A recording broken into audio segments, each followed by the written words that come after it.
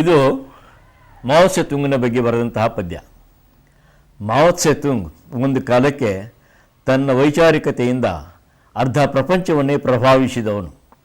ನಾವೆಲ್ಲ ಆವಾಗ ಆತನ ಸಾಂಸ್ಕೃತಿಕ ಕ್ರಾಂತಿಯಿಂದ ಭಾರೀ ಪ್ರಭಾವಿತರಾದವರು ಮತ್ತು ಅನೇಕ ಪದ್ಯಗಳನ್ನು ಕೂಡ ಬರೆದವರು ನಾವು.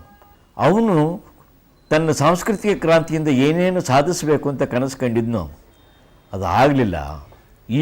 ಈಗಿನ ಆತನ ಚೈನಾ ದೇಶ ನೋಡಿದರೆ ನಮಗೆ ಗೊತ್ತಾಗ್ತದೆ ಅವನು ಇಂಥ ಚೈನಾವನ್ನು ಕನಸಿನಲ್ಲಿ ಕಂಡಿದ್ನೆ ಅಂತ ದುಃಖವಾಗ್ತದೆ. ಆ ದುಃಖದಲ್ಲಿ ಮತ್ತು ಆತ ಸತ್ತ ದಿವಸ ನಾನು ಬರೆದಂತಹ ಪದ್ಯ ಇದು. ನಾನು ಸಾಮಾನ್ಯವಾಗಿ ಈ ಪದ್ಯ ಓದುವಾಗ ಒಂದು ಮಾತು ಹೇಳೋದುಂಟು. ರಾಜಕಾರಣಿಗಳಿಗೆ ಕೈಯಲ್ಲಿ ಅಧಿಕಾರ ಇರ್ತದೆ, ಆದರೆ ಅವರಿಗೆ ಕನಸುಗಳಿರೋದಿಲ್ಲ.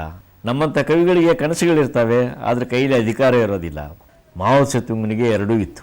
ಒಂದು ದೇಶದ ಚೇರ್ಮನ್ ಆಗಿದ್ದ, ಅದರ ಜೊತೆಗೆ ಕವಿಯೂ ಆಗಿದ್ದ. ಅವನು ಏನು ಮಾಡಲಿಕ್ಕಾಗಲಿಲ್ಲ ಅನ್ನುವಂಥ ಒಂದು ಖೇದದಲ್ಲಿ ಈ ಪದ್ಯ ಬರೆದದ್ದು.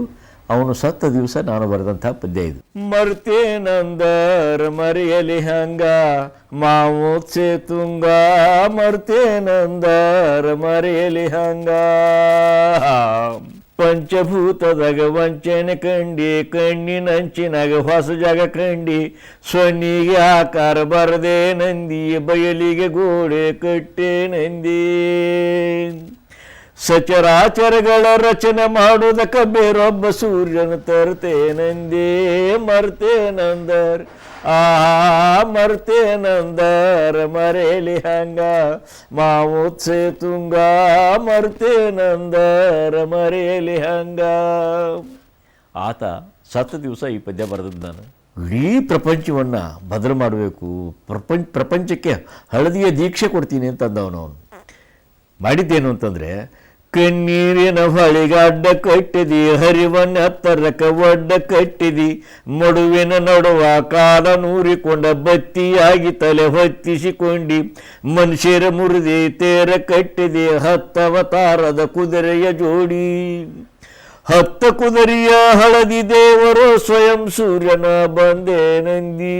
ಮರ್ತೇನಂದರ್ ಮರ್ತೇನಂದರ್ ಮರೆಯಲಿ ಹಂಗ ಮಾವೋ ಸೆತುಂಗ, ಮರ್ತೇನಂದರ್ ಮರೆಯಲಿ ಹಂಗ.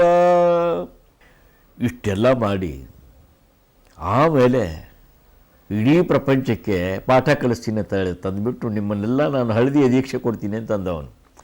ಬೆಂಕಿ ಹಚ್ಚಿದಿ ಬೇಲಾಗ ನಿಂತಿ, ಸಿದ್ಧರ ಗುದಾ ಹೊಗಿಸಿದಿ, ಹಂಗ ಬಿಟ್ಟ ಹಂಗಾಮದ ಬೆದಿಗಿ, ಕೈಯ ಬೀಸಿ ಕೈಲಾಸವ ಕರದಿ, ಹಳದಿ ಬಿತ್ತಿದಿ ಹಳದಿಯ ಬೆಳದಿ, ಮುಳ್ಳ ಬೇಲಿಗೂ ಹೂವಿನ ಹಳದಿ.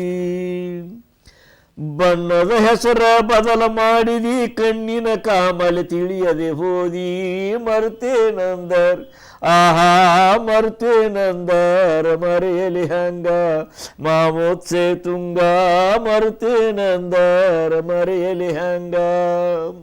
ಇಡೀ ಪ್ರಪಂಚದಲ್ಲಿ ಎಷ್ಟು ಅಂತ ತಿಳಿತಂದರೆ 10-12 ಜನ ಮಾವೋ ಸೆತುಂಗರಿದ್ರಂತೆ ವೇಷಾಂತರದಲ್ಲಿ.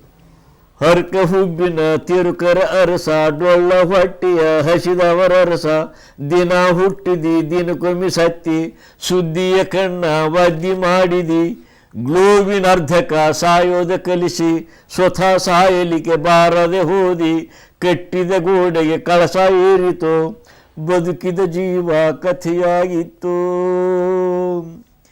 ಬಟ ಬಯಲಿನಾಗ ಮಠ ಮಾಯಾಗಿ ಬೆಂಕಿ ಯಾರಿ ಬರಿ ಬೆಳಕುಳದಿತ್ತು. ಮರ್ತೇನಂದರ್ ಮರ್ತೇನಂದರ್ ಮರೆಯಲಿ ಹಂಗ ಮಾವೋ ಸೆತುಂಗ, ಮರ್ತೇನಂದರ್ ಮರೆಯಲಿ ಹಂಗ.